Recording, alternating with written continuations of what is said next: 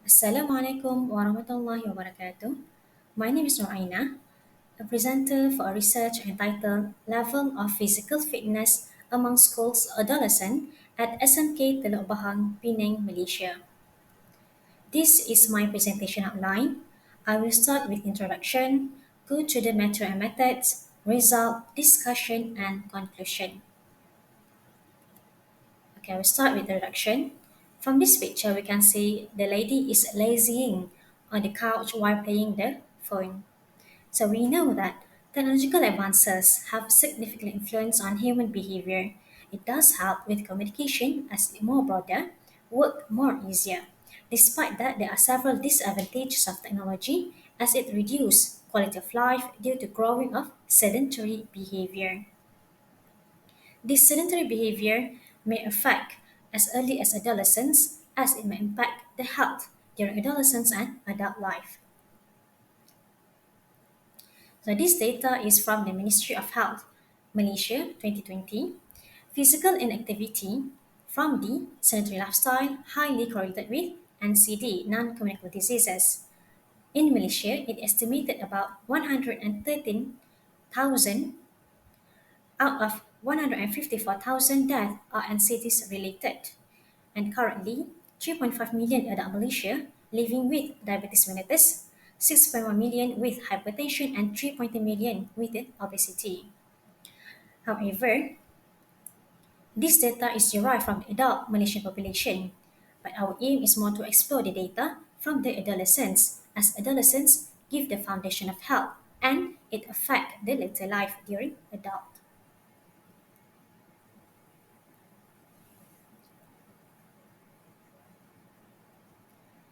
From National Health Mobility Survey stated that one out of five adolescents were physically active, and the data remain the same after the COVID-19 period. This might be the habit that continue after the COVID. Much reason is because the game is available and interaction online more broader. Hence, little prefer physical activity, and this trend contribute to sedentary lifestyle. However, this hypothesis can be confirmed by doing the study on adolescents. Hence, the objective is to investigate the level of physical fitness among high school students at SMK Teluk Bahang, Penang, Malaysia. So, what is physical fitness? It is actually a multi-component construct to measure the capacity of an individual's capacity to perform the physical activity. Now, we move on to the material and method section. So the study is a cross-section study done among schools adolescents aged 13 to 16 years old, and we conducted the study at Field and Hall SMK Teluk Bahang, Penang, Malaysia, just for one day from 8 to 5 p.m. The inclusion and exclusion criteria according to the Physical Activity Readiness Questionnaire for everyone, which is PARQ Plus questionnaire.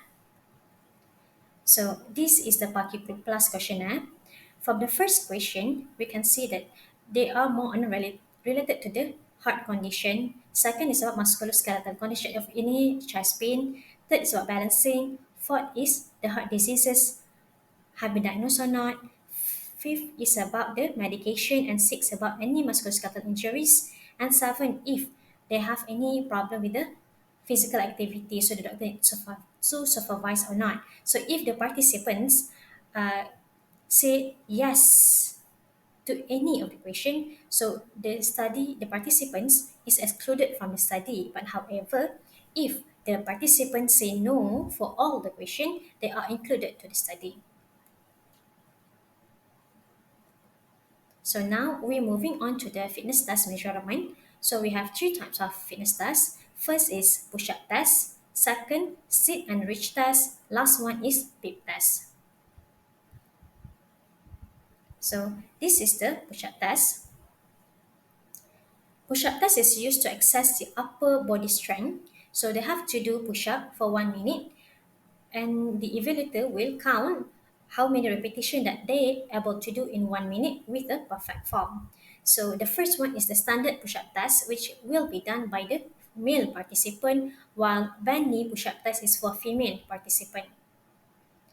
Second task is sweep and reach test, which used to measure the flexibility of lower limb and lower trunk muscles. So, firstly, the participant should place the heel on the device and they have to put the finger on the measurement. After that, they have to bend the trunk forward without bending the knee. So, the evaluator will measure for 3 times and take the average value. And the last one is a beep test. So beep test is used to measure VO2 max. So basically the participant should run back and forth within 20-meter point and the participant should run according to the beep and the beep is increasing based on the stages. So from one stage to another stage, the beep is faster and faster. So this is the example of the beep test that we Start done. level 2, 1.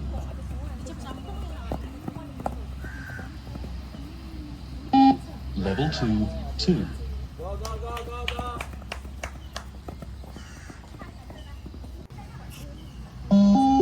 Start level 2, 1. Now we're moving on to the results section. So the total students included in the study is 61, which comprises about 24 from male, contributing about 39.34%, and majority of the participants come from the female, which account about 37 participant account about 60.66%.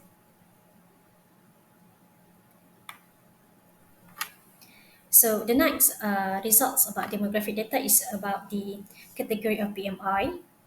So from here we can see that majority of the participants are underweight and the contributing number from the male participants accounting about 27.87%. However, the majority of female is more is having a healthy weight. So now we're moving on to the fitness test results. So first is push-up test. So these are the table histogram for both male and female. So we can see the first figure, the spread score range from 0 to 50 for male and the highest push-up repetition occurring at 30 repetition. But for the next figure, is representing female participants. You can see they are narrower spread of the scores ranging from 0 to 30, and also the highest repetition occurring at the 7. So this data indicates that the male generally exhibit more higher body strength endurance compared to female.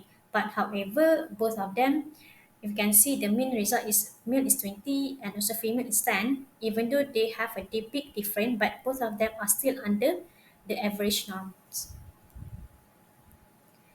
Second fitness test is sit and reach test, which measure for the flexibility. So the first is for male and the second figure is for female. You can see they are normal distribution score for the male, but however they are right skewed distribution for female. We can see for male is 21.28%, 21.28 cm, while female is 20.4 cm for their mean. However, you can see the differences is very slightly, but both of male and female score below the average value of norms. The last fitness test is actually VO2 max from the big test. So we can see the first figure is more on the data is skewed to the right and majority of the data on the left side, while for the female is more on the normal distribution and also the differences between male and female is very slightly different. It's very slight, which is higher in male to female, but however, both of them are scored within the very poor range. So from this study, we can see that it's found that majority of the participant below normal BMI and also the fitness level as well. The majority are underweight and exhibit reduced upper body strength and endurance, lower cardiovascular fitness, which is from the big test, and also demonstrated decreased trunk and lower limb flexibility. So now we're moving on to the discussion section. So an earlier study revealed that screen exposure or playing with a lot of technology have reduced the physical fitness, which may lead to obesity. But however, the present study found otherwise, as majority of the participants are underweight. So from the Tan et al., it says that gender was associated with body weight, like underweight, more frequent with the male adolescents, which this finding is actually aligned with our study because the underweight is more frequent among the male adolescents and more the normal body weight among the female participants. However, we can see the other data is under the normal because regular practice on physical activity closely related to adequate flexibility. So, considering the finding, lack of physical activity, yes, from the participants contribute to reduced muscle flexibility, muscle strength, and also cardiovascular fitness. So, as a conclusion, these results indicates that level of physical fitness among schools adolescents at SMK Teluk Bahang, Penang, Malaysia is marginally below average, and dissimilarly from these results, the school should educate parents and students about the significance of physical activity, and also may involve the technology in physical activity as well as technology, maybe more, yeah, to get it more interesting game or something like that. So future research should tailor towards the establishment of appropriate physical activity to improve level of physical fitness among schools age adolescents. I end my presentation with the reference of the study. Thank you.